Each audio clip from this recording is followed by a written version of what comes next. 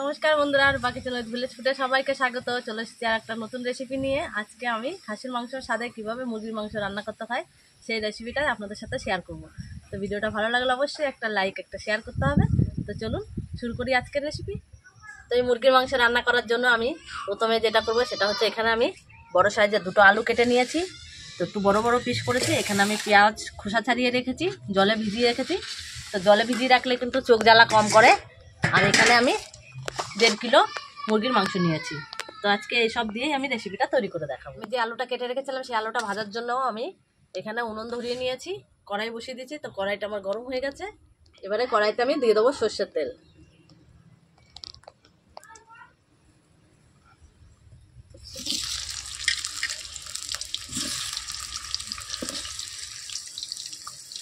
আলুটা ভাজার সময় আমি আলুর মধ্যে দিয়ে দেবো অল্প পরিমাণে লবণ,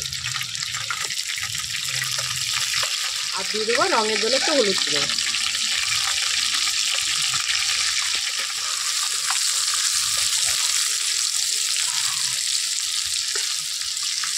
আর এদিকে জলে ভিজিয়ে রাখা পেঁয়াজগুলো এবার আমি কেটে নেবো।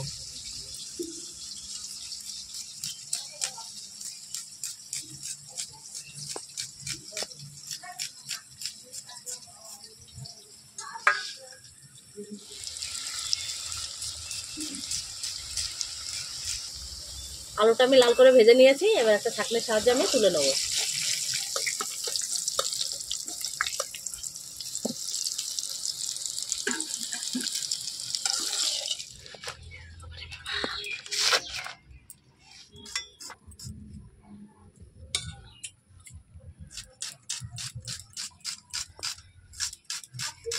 এবারে আলু ভাজার তেলের মধ্যে আমি ফোড়নে দিয়ে দেবো দুটো তেজপাতা, দিয়ে দেবো গোটা গরম মশলা, দুটো এলাচ, দুটো দারচিনি, একটা লবঙ্গ, দিয়ে দেবো আমি 1/2 চামচ গোটা জিরে। এবারে গরম মশলাটা ভাজা হয়ে গেছে। এর মধ্যে আমি এবার কেটে রাখা পেঁয়াজগুলো দিয়ে দেবো।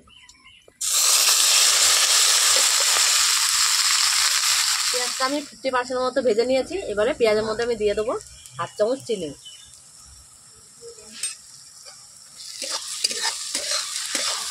চিনিটা দিয়ে আমি একটু নাড়াচাড়া করে নিয়েছি। এবারে পেঁয়াজের মধ্যে আমি চিকেনটা দিয়ে দেবো।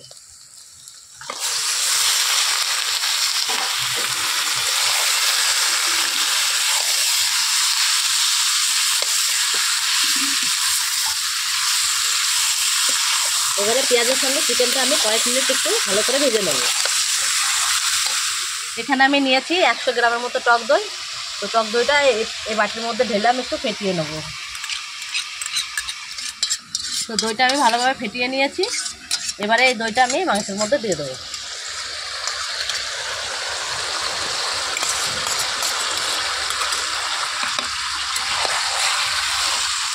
ভালো করে একটু নাড়াচাড়া করে নেব। এবারে আমি চিকেনের মধ্যে গুঁড়ো মশলাগুলো অ্যাড করব। তো প্রথমেই আমি রঙের জন্য দিয়ে দেবো হলুদ গুঁড়ো,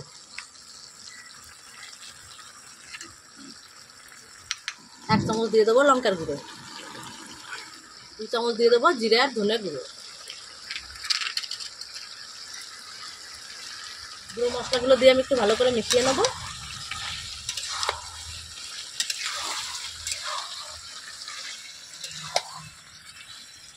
আজকে আমি যে পদ্ধতিতে চিকেনটা রান্না করছি, এই পদ্ধতিতে রান্না করলে কিন্তু কেউ বুঝতেই পারবে না যে খাসির মাংস না এটা মুরগির মাংস।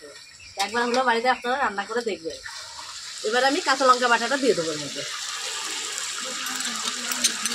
আদা রসুন বাটা, মাঝারি সাইজের একটা টমেটো পেস্ট করে রেখেছিলাম, এবার ওটাও দিয়ে দেবো।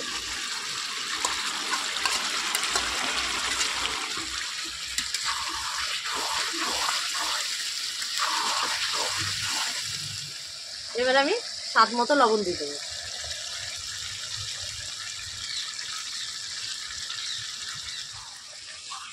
মাংসটা কিন্তু তেল ছেড়ে দিচ্ছে। তো সুন্দরভাবে কষানো হয়ে গেছে। এবারে আমি এখানে যেহেতু একটু গোলমরিচের গুঁড়ো দেওয়ার দরকার, তো আমার গুঁড়ো নেই বলে আমি গোটা গোলমরিচ একটু থেতে করে দিয়ে দিচ্ছি এর মধ্যে। আর দিয়ে দেবো আমি ভেজে রাখা আলুটা।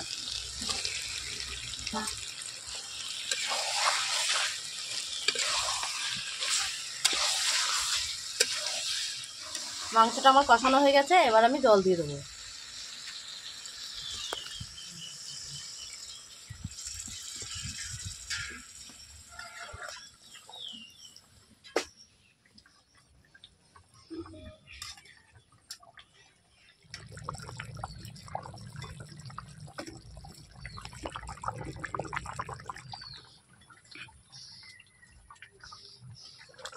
তরকারিটা আমার রান্না হয়ে গেছে। তো এর মধ্যে আমি সবশেষে মেশাবো 1/2 চামচ গরম মশলা গুঁড়ো।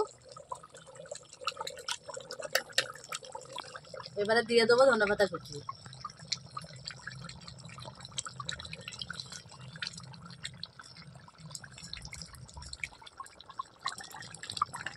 টেস্টটা একটু বাড়ানোর জন্য দিয়ে দেবো অল্প পরিমাণে ঘি।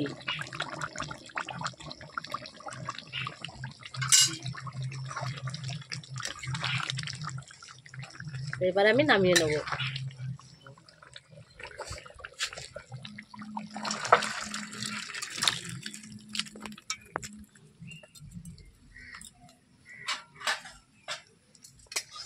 এইভাবে চিকেন রান্না করলে যেরকম রং আর সেরকম দেখতে সুন্দর, আর খেতেও লাগে অসাধারণ টেস্টি। তা একবারে খাসির মাংস বোঝাই যাবে না যে খাসির মাংস না মুরগির মাংস।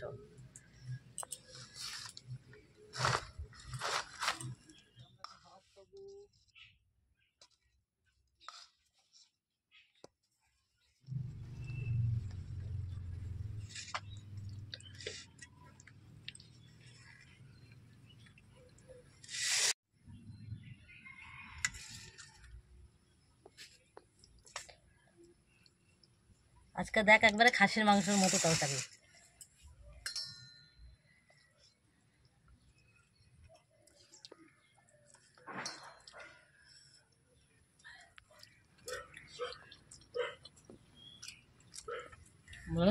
খুব সুন্দর, খুব সুন্দর হয়েছে। খাসির মাংস না মুরগির মাংস বোঝা যাচ্ছে না।